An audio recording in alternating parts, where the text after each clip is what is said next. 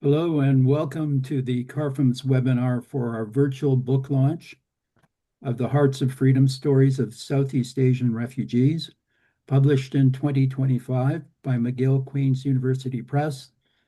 This book is part of the McGill Queen's Refugee and Forced Migration series. We are very pleased to have all of the authors with us here today, and we'll be hearing from them in a moment. Please let me begin by introducing myself. I am Professor James C. Simeon. I'll be your host for our webinar today. I'll begin with some opening remarks on our book launch before introducing each of the authors in the order that they'll be speaking. They will then be speaking for about 10 minutes each.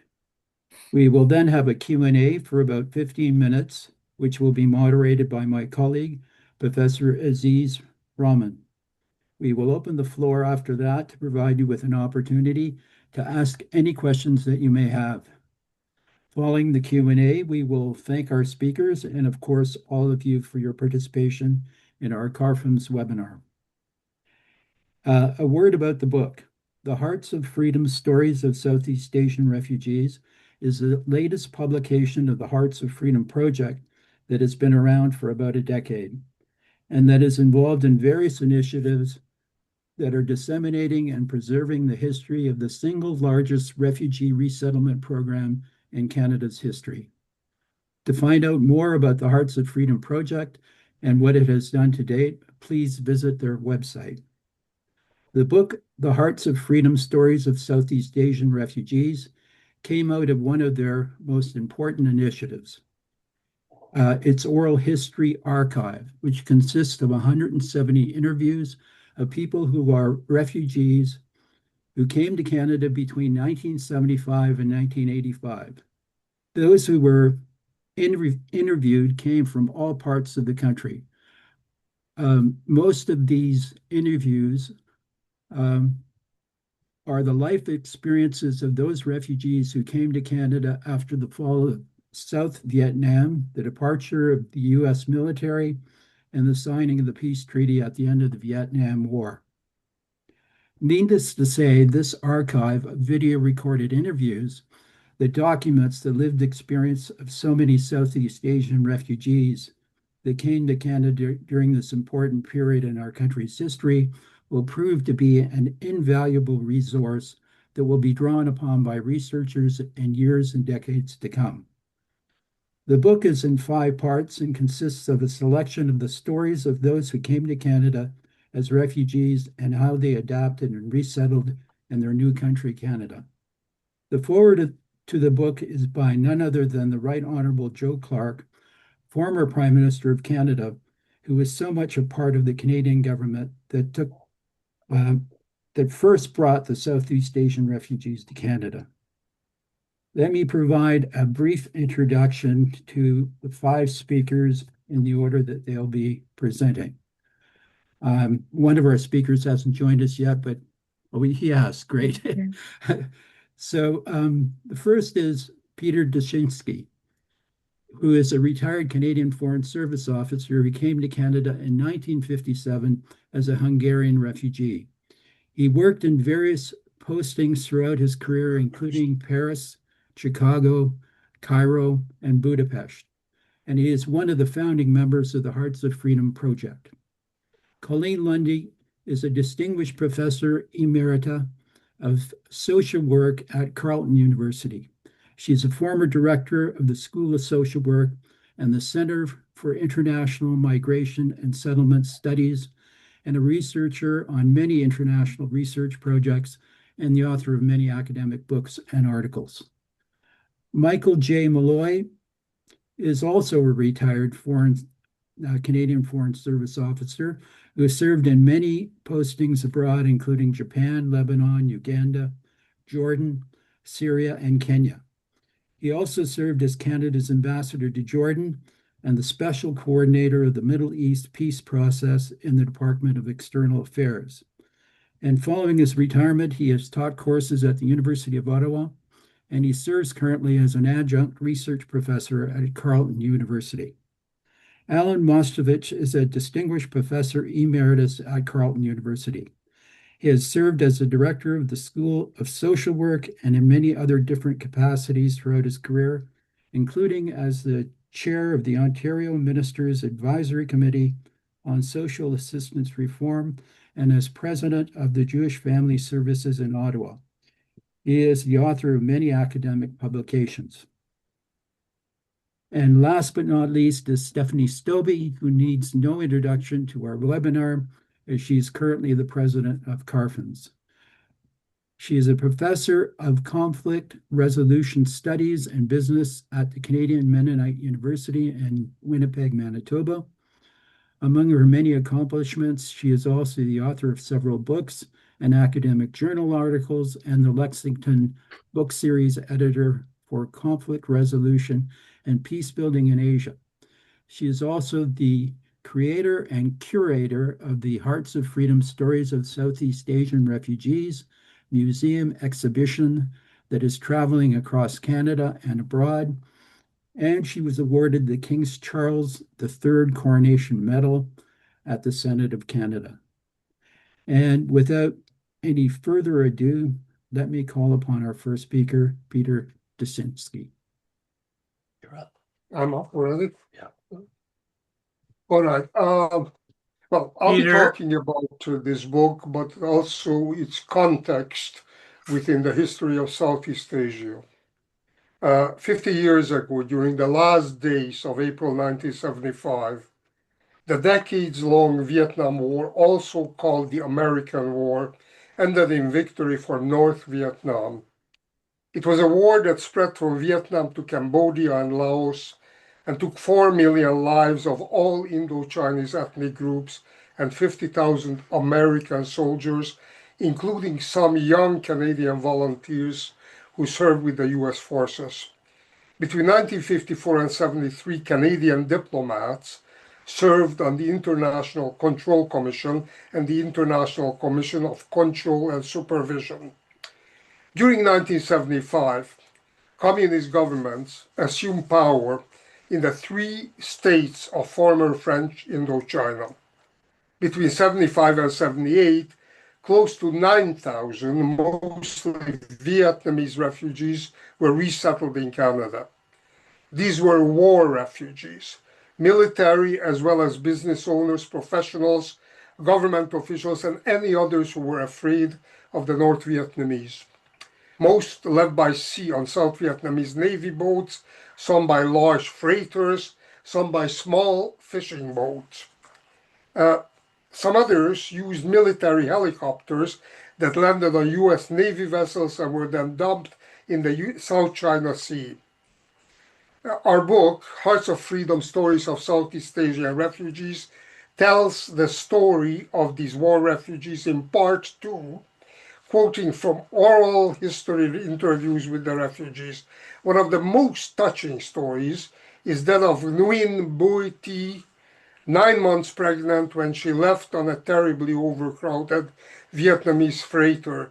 She gave birth on board the Clara Maersk, a Danish freighter that rescued her along with 4,000 other refugees as the Vietnamese ship was sinking. She arrived in Quebec 10 days later with her husband and newborn baby. Quebec immigration helped her extensively. Today, she owns 2 pharmacies in Montreal and is an outstanding member of the community, helping many newly arrived refugees. And those newly arrived refugees are not only from Southeast Asia. Among them are many Syrians, etc. Part 3 of the book tells the story of the Vietnamese boat people, escaping first on large rusty freighters and then on small, terribly overcrowded, unseaworthy fishing boats. At the beginning, most of these refugees were originally prosperous, but now impoverished Chinese minority commercial people. By mid-1979, most were ethnic Vietnamese.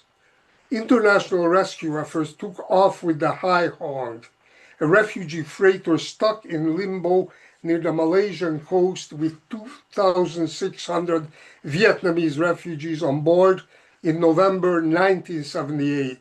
Canada and within Canada, Quebec played a leading role in resolving the Hai Hong crisis. Jacques Couture, Quebec's immigration minister, proposed resettling 200 of the Hai Hong refugees in Quebec to Bot Cullen, the federal immigration minister. The feds agreed, and Canada accepted 600 refugees from the Hai Hong, including 200 bound for Quebec.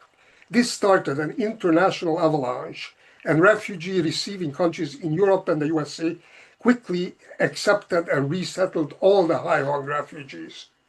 During 1979, the boat people crisis threatened to become a major emergency, destabilizing the Southeast Asia region around the South China Sea. In July 1979, Canada participated in an international conference to resolve the crisis. As with the Hai Hong, Canada played a leading role under the policy leadership of Joe Clark's progressive conservative government and through the intense implementation efforts of officials at Ronald Atkins Immigration Department. At the UN conference in Geneva, External Affairs Minister Flora MacDonald announced that Canada would accept 50,000 Indo-Chinese refugees during 1979-80, an unprecedentedly high number. As important, she also announced Canada's brand new approach to refugee resettlement.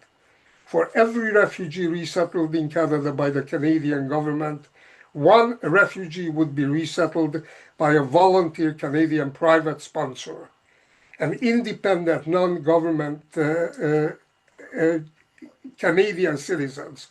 Canada's private sponsorship program, copied by a range of other refugee-receiving countries, came to characterize the Southeast Asian refugee movement to Canada. In early 1980, when Pierre Trudeau's Liberals replaced Joe Clark's government and Lloyd Exworthy became the Minister of Immigration, the Liberals added 10,000 to the previous target of 50,000. By the end of 1980, Canada had resettled 60,000 Southeast Asian refugees in Canada. Canadian officials working abroad in Southeast Asia, but also inside Canada, assisting the newly arrived refugees together with private sponsors, were exhausted, running on empty, which is also the title of a previous book that we published in 2017, documenting heroic efforts accomplished by Canadians. Overall, 210,000 Southeast Asia refugees were resettled in Canada between 1975 and 1997. This is all analyzed in the book under the statistics, and this is the first time this has ever been done. Today, the Vietnamese refugees of 4 to 5 decades ago are almost 300,000 in number and are productive, some of them highly productive members of Canadian society. Their stories are told as oral history interviews in their own words, documented in this book. It's a good book. Read it. Thank you.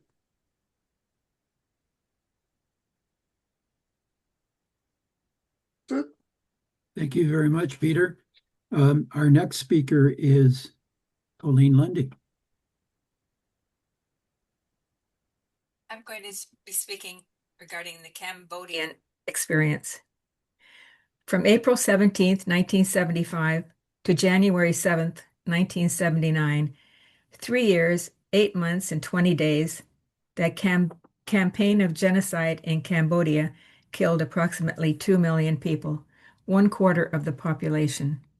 Civilians died through starvation, execution, torture, forced labor, and untreated diseases. Mass graves, called the killing fields, soon appeared. Those whose experiences are recorded in the Hearts of Freedom are among the survivors. Of the 30 interviews, 8 are women, 16 are conducted in English, 7 in French, and 7 in Khmer. How and why did all this happen? The U.S. extended their bombing into the Cambodian countryside. 231,000 U.S. bombing sorties more than 1 million tons of munition, impacting many of the rural population, and the Khmer Rouge came into power. Many were confused regarding the Khmer Rouge victory. Some were happy regarding the emphasis on equality and went to cheer them on. Around 3 hours later, the entire population was ordered to leave the cities and travel to the countryside, taking only what they could carry. Life in Cambodia was about to be drastically reorganized, resulting in severe hardship, starvation, illness, terror, and death. Hospitals were emptied and the ill and infirm joined the long lines. People walked for long hours in the heat without adequate food, water, and medicine, not knowing where to go. Families got separated. Many did not survive. Bodies soon scattered the roadways. Everyone was forced to live on communal farms. Forced labor camps. The premise was to create a model classless society and to destroy the family structure, to shift loyalty to Angkar, referring to the Khmer Rouge. Family members could no longer live together. Civil and political rights, schools, money, and religious practices were abolished. Those who were professionals were viewed as expendable, the population to be purged, and hid their academic background. They were treated as prisoners and stripped of all belongings except a few clothes. Overwork and starvation took their toll. Soon executions by the Khmer Rouge became known and visible. Everyone in the village, including children, were called to a public meeting to witness torture and killing of community members. Every night, people were killed for different reasons. The Khmer Rouge made no attempt at hiding their executions, shocking treatment of women, and ritual cannibalism. The Vietnam invasion in December 1978 replaced the Khmer Rouge with a new communist regime, and many searched for family members and found out who had survived. Others took the opportunity to flee to the border in Thailand, a treacherous journey through the jungle, encountering landmines, bamboo spikes buried beneath the ground, and the bodies of those who died escaping. Children were particularly vulnerable during the escape, and pregnant women often faced a traumatic childbirth. By the summer of 1979, there was a refugee crisis at the Thai border, with the arrival of 500,000 Cambodians. By the mid-1980s, there were at least 20 camps near on the Thai-Cambodian border, some with populations of over 100,000. Refugee camps varied in size and in the resources they provided. Some camps included a hospital, a temple, a Christian church. Ka Idang, constructed in 1979, was one of the largest with a population of 136,000. One respondent said resettlement in Canada took perseverance, courage, and hope. Government-sponsored were initially placed in hotels and often faced isolation, loneliness, and depression. They were given pocket money for food, but didn't know what to order from the menu. Although some received money from manpower for food, often there were no cooking facilities in their hotel rooms. Overall, those who were privately sponsored quickly felt a connection and were often less isolated than those government-sponsored, but still encountered the challenges of a new culture, climate, and customs, language, and social system. Also, being among the first Cambodian refugees to arrive, ethnic food was difficult to find. There were no temples and organizations to assist in settlement. Despite the challenges, Cambodian refugees quickly found employment and began rebuilding their lives. Although now settled in Canada, like many others, one respondent reflects on his life in the Cambodian genocide. One question remains in my head. Why did Khmer do this to us? Why kill your own people?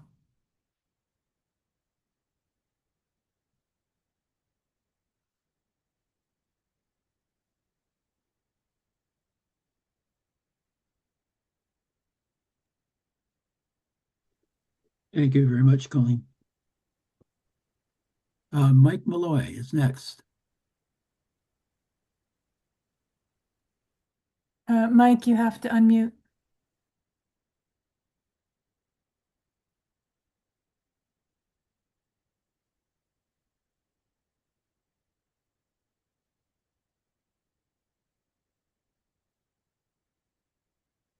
You have to unmute still.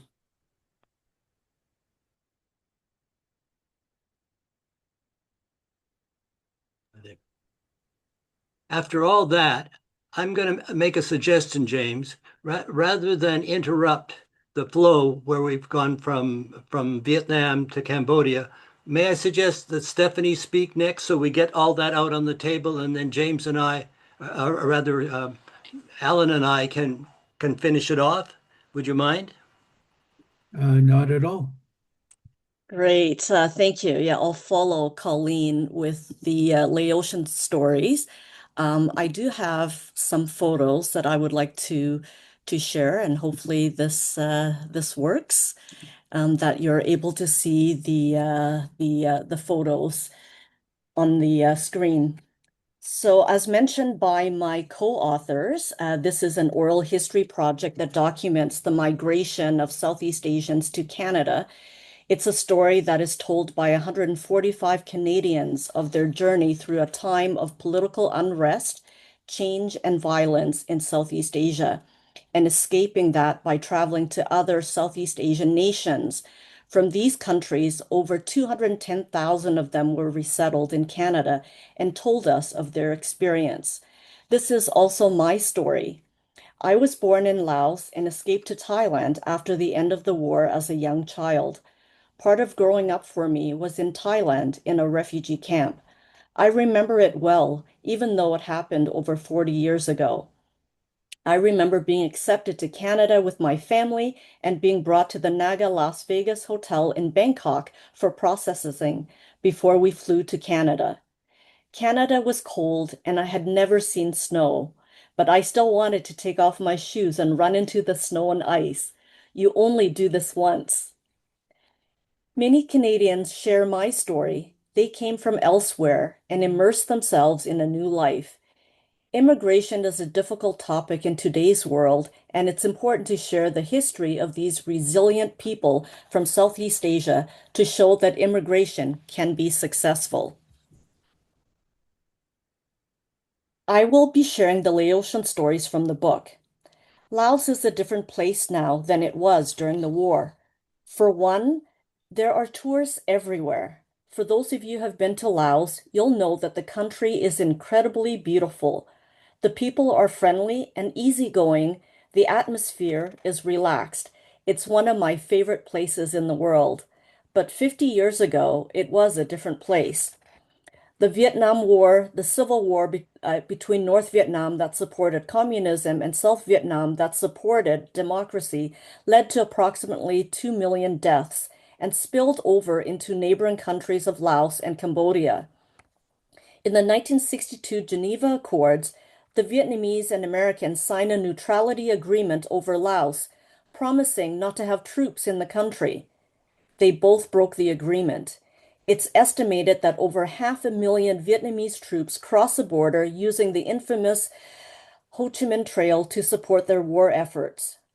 Trying to disrupt the trail and other activities, the Americans dropped more bombs in Laos than they did in all of World War II.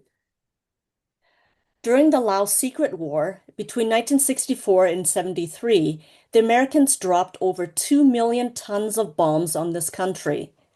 They dropped a plane load of bombs every 8 minutes, 24 hours a day for 9 years, making it the most heavily bombed country in the world per capita, according to Legacies of War.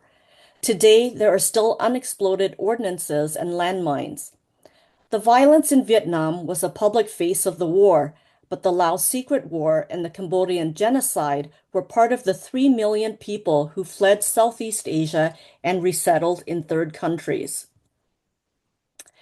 Laos was left broken and in poverty at the end of the war. 30% of their country was and still is contaminated with cluster bombs that have killed and maimed over 50,000 people in Laos, 40% of whom are children. The map with the red blotches are the areas that are contaminated by UXOs or unexploded ordnance. The secrecy of the war made for very few rules of engagement. There was no oversight, no public knowledge of the activities. That was the ethos of Laos then. Quiet, secret, oppressed. And that secrecy was part of Laos after the war, too. When the Pathet Lao government took power 50 years ago, the changes at the time were drastic. People, families, and neighbors did not talk about the war as they did not trust anyone. Soon after the war, re-education camps or semina were developed to educate and facilitate the spread of new information or alternate truths. And this leads me to my first excerpt from the book. Vieng Samai's grandfather had worked for the French army in the First Indochina War and was murdered by a Vietnamese communist. Years later, that Western legacy was still enough reason for Vieng Samai's father to fear being sent to Semina. His father had warned his family not to believe the tactics that the communists would use to destroy their family. One day, a man came by with a human ear, supposedly belonging to Vieng Samai's father, but Vieng Samai's mother would not believe him. They came back with a human heart, and again told her he was dead and she should move on. Again, she did not believe them. Vieng Samai's father eventually escaped from the re-education camp with both ears and heart. Of course, they had to get the ear and heart from someone for this macabre ruse. The real reason many left was a lack of freedom, an inability to meet their basic human needs, nutrition and health, education, or participation in society. They felt hopeless for their and their children's future. They took boats across the Mekong River. They swam through rough waters, trekked through thick jungles to Thailand. Escaping was the first part of trying to take control of circumstances and make a new future. And the book talks about escapes, refugee camps, and all the details of making a new life, from recognizing the old way as unsustainable to finding new options. They came to Canada, and for the most part, those stories were ones of renewal. Soon after the Laotians arrived in Canada, they were able to establish cultural associations, Buddhist temples, and housing cooperatives that were helpful in providing social and cultural support and contributed to their successful integration. I'll leave you with one short reading, one that recognizes the fullness of time, where these former refugees and Canada have both benefited from each other. This is Lou, and he reflects on his family. Many parents talk about the sacrifices they made in their own lives so that their children could have a better future. Today, Lou has 5 children and 4 grandchildren, and the hardships are in the past. Regarding his children, he shares that 2 finished college and 3 finished university, and the oldest is working for the federal government. One is a civil engineer, one is a mechanic, one is a nurse. In coming to Canada, Lou says, "We worked hard. We want a better life for our children. And us, we are the oldest generation. We come to Canada without a penny, without knowing English, but we can still survive. Like right now, most people own a house, have a couple of cars outside the garage. You should be better than your grandpa and grandma. So we encourage our kids to be better people, better citizens for the country." So those people who came to Canada with broken lives needed Canadian support, energy, patience, money at the beginning. But with the fullness of time, Canada has also benefited from opening their hearts and homes. Since January 2023, we have celebrated the stories of successful integration and contributions of Laotians, Vietnamese, and Cambodians throughout Canada with the Hearts of Freedom traveling museum exhibition that I curated. And in February 2026, the exhibition made its international debut in Bangkok, Thailand, co-hosted by Canadian Embassy, the UNHCR, and Chulalongkorn University. We also screened the film Passage to Freedom and launched our book there as well. Thank you. Khop Jai.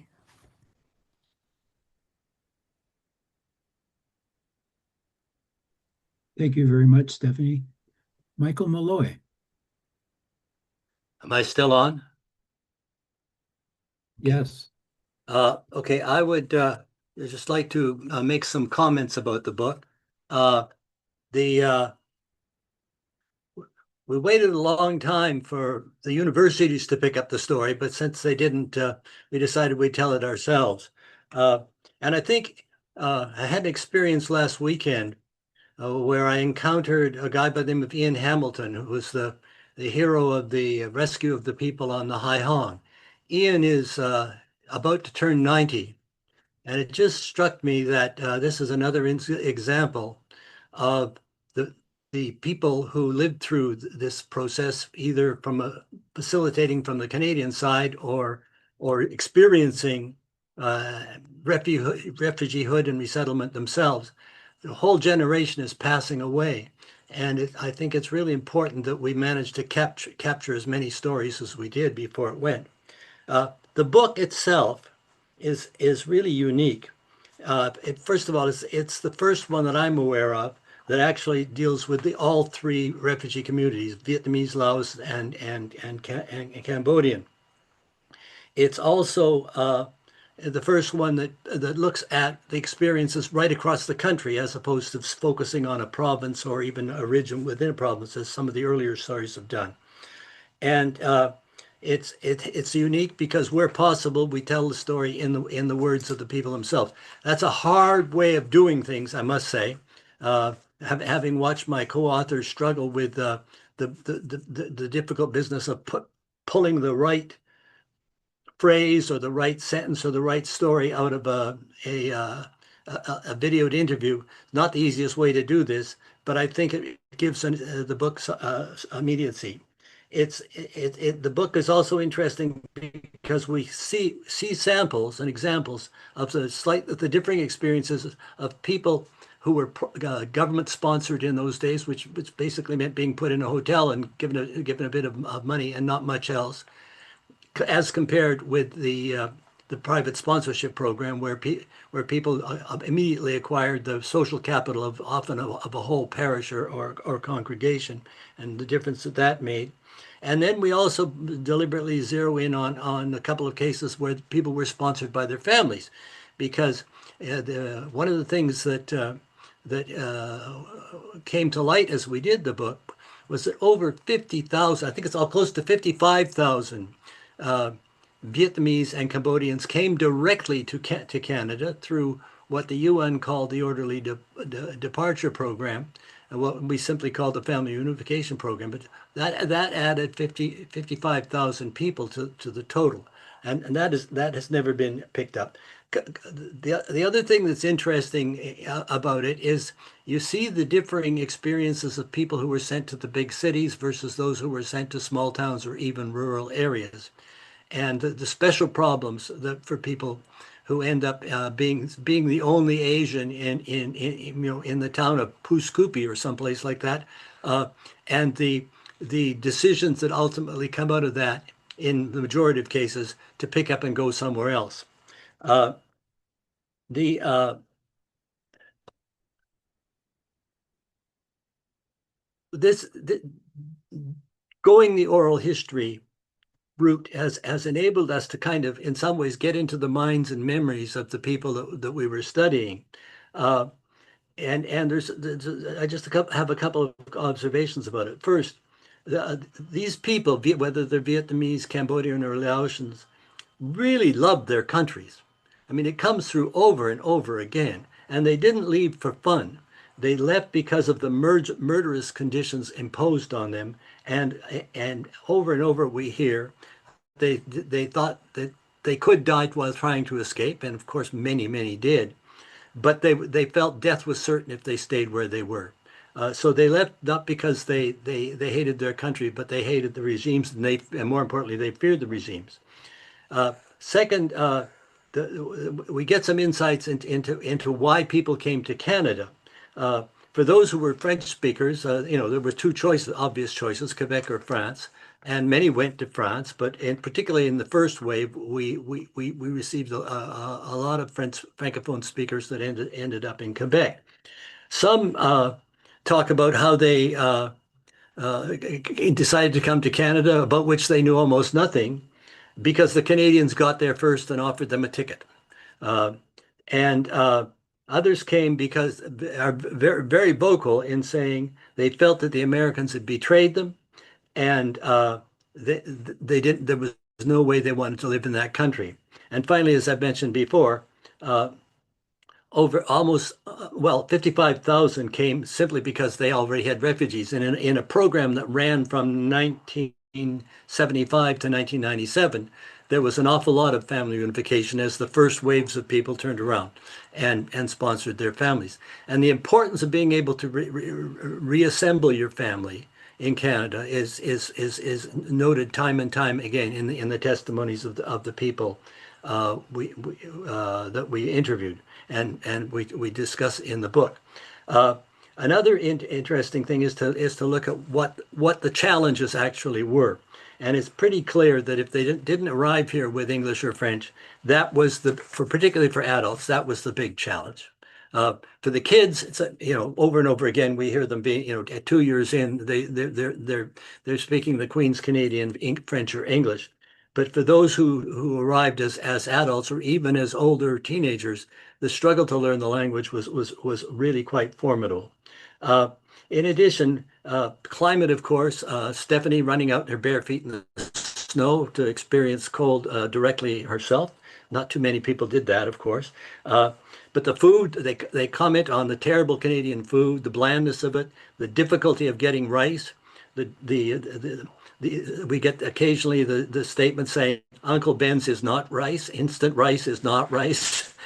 And the fact that it was hard to come by in Canada was a real hardship. And then we find also, particularly for those, the government-assisted refugees, and particularly for those who ended up being sent to small towns and urban areas, or suburban, rural areas, we find over and over again loneliness is a big factor, and we get the people making decisions sometimes quite early to pack up and leave where they were and go to the big city, where they would find more of their country people and where they could probably have a better chance of getting familiar food and being able to worship and socialize with people who spoke to them. It's also interesting to hear what they say about the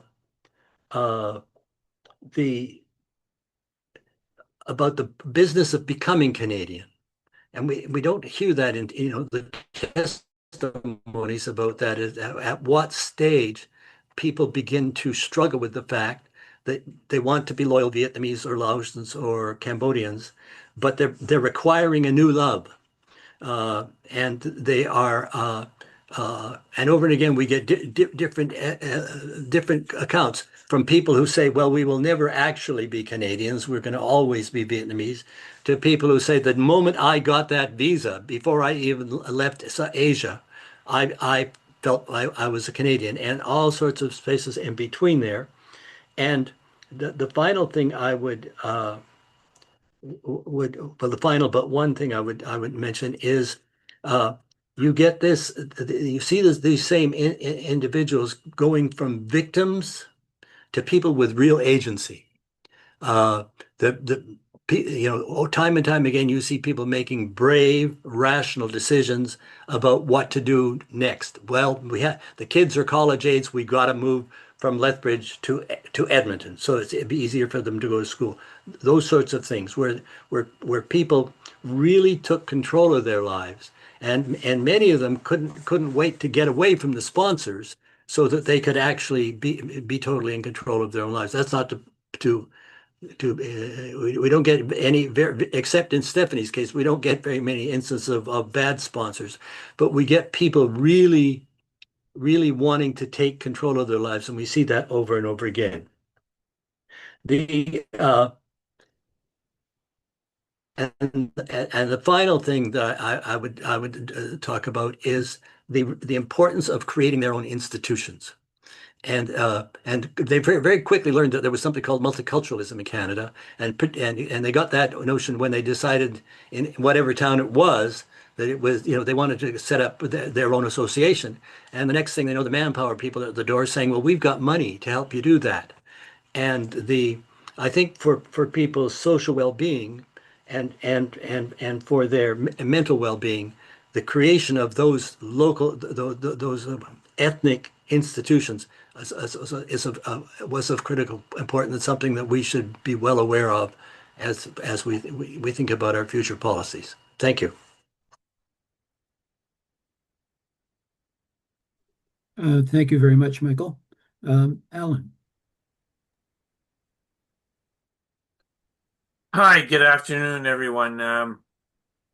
My presentation takes a slightly different tact in as much as my focus here is on how this project came to be and the size and scope of the project. The book is one part of a much larger project that is only now starting to come to a close. I've often referred to it as the never-ending project because it started out to be a 3-year project in 2016, and here we are today, and it hasn't been yet finished. So in the fall of 2017, Colleen, Lundy, and I met with staff from the Canada History Fund in the Department of Canadian Heritage. We'd prepared an application the year before, but you may recall that 2017 was the year of the 150th anniversary. So all of the funds the previous year yet went to celebrations of the anniversary. And when we met with staff, they immediately said, yes, please apply, but they had changed the rules. And we were facing an almost immediate deadline. They said to us, well, submit an outline of what you propose to do and get us the application within the following month. So they bent the rules a little for us because we had been previous applicants.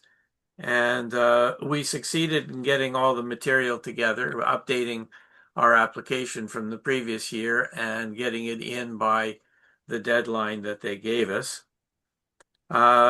We had a lot of support from our and assistance from our partners. So there's the 3 Canadian organizations representing refugees from Southeast Asia, the Canadian Immigration Historical Society, of which Mike and Peter were very active members, Pier 21, the Museum of Immigration, and the Canadian Museum of History were all partners in the application.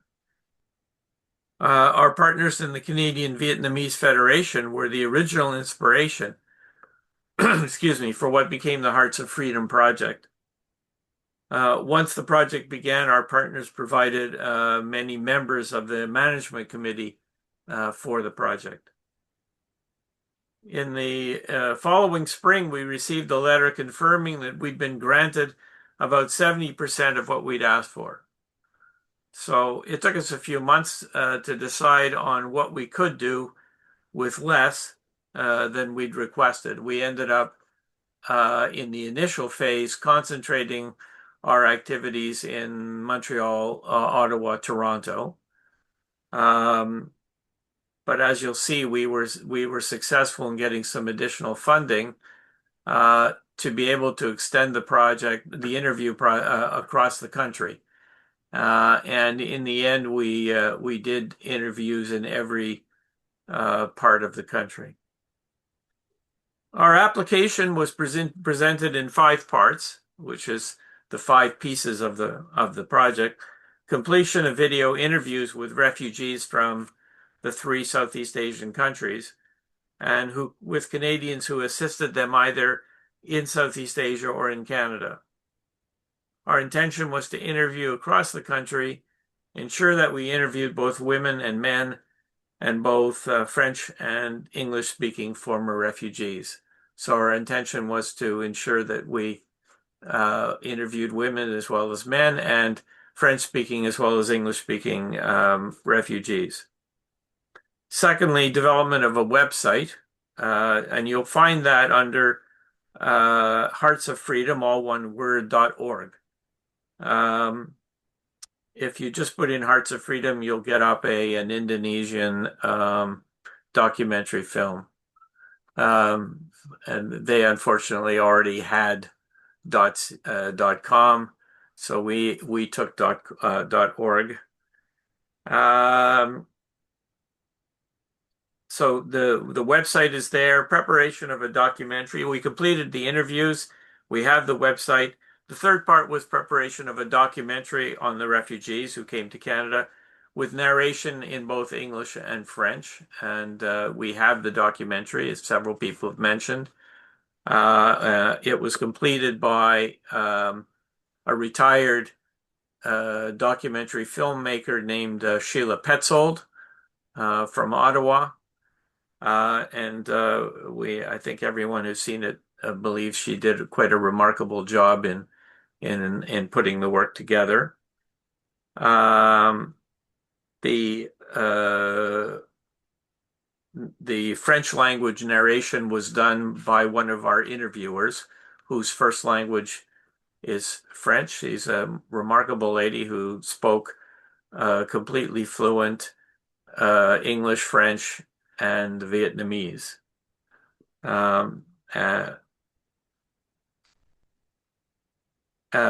fourth part was the preparation of a book available in English and French, and we're just now we've completed the French language version of the book, and it's with the publisher, so it should be out sometime later in 2026. And lastly, educational materials in English and French. And that's been held up by the fact that we didn't have the books done because the intention of the person who's been preparing the materials was to put page numbers in for both the French and the English language text. So we hope that that will be available later this year as well. And then you heard from Stephanie that in addition, we were able to generate funds, and Stephanie in particular was responsible for applying for some additional funds to be able to produce an exhibition, a set of exhibition panels, and those panels have already crossed the country. And as you heard, they've now become international in as much as they were available at the embassy in Bangkok. And there are plans for the panels to migrate elsewhere during 2026. So that's actually a sixth project that was not part of the original application, but which was added on. And then we began advertising for and hiring staff in 2018. And we succeeded in hiring an administrative coordinator, a digital coordinator, and interviewers, videographers, and community coordinators, a total of 19 staff, full and part-time. So we became, for a time, a small business. We began a training program to ensure that everyone understood the work and the procedures, and that became it was very important for the project to ensure that some standardization of the interviews. And we applied for and received clearance from the Carleton University Ethics Committee for the interview process. And finally, we were ready to begin. During the time we were engaged in the first interviews, we were also able to organize additional funding from Canadian Heritage, from the Winnipeg's De Fair Foundation, And finally, we organized crowdfunding through the Carleton University Future Funding website. Carleton also contributed office space, administration, and some additional funding as well. So with the additional funding, we were able to hire community coordinators in Vancouver, Calgary, Edmonton, Winnipeg, and Halifax, and we were able to complete interviews right across the country. Unfortunately, and I'm sure you will recall that the pandemic struck in 2020. Our team was in Vancouver in the beginning of March 2020. They returned home just in time for the complete shutdown. And our team that was supposed to go to Halifax had to be, excuse me, it had to be stopped up. And we were only able to do a few interviews in Halifax using a somewhat unorthodox method. You may recall there was a kind of Atlantic bubble for a while during the pandemic, and we were able to hire a videographer based in Halifax. And our interviewer was based in Ottawa, but we used the power of Zoom to allow her to interact with interviewees in Halifax and go through the process of interviewing using a Zoom application. We were able to do a total of 173 interviews. At least those are the ones that are available on the website. There's a few others where people decided to withdraw, as they had the right to do. 50% were Vietnamese refugees, 17% were Cambodian, and 16% were Laotian. An additional 15% were with government staff, sponsors, and others who helped the transport and settlement of refugees. 37% were women. I just mentioned a couple of other things. Behind the scenes was our administrative coordinator, Jeanette Thomas, who did an extraordinary amount of work to help organize our interviews and also ensure that everybody got paid, because everybody we hired, they were employees. It's also Jeanette who's completing the educational materials. We had an exceptional digital coordinator, Mondi Lim, who was himself a Cambodian refugee. And we have an extensive bilingual website as a consequence. And it was very important that we hired somebody like Mondi, who not only had the technical expertise, but who was completely bilingual French and English. And I already mentioned Sheila Pessold. Our documentary is available through McIntyre Media, if you have an interest in seeing it.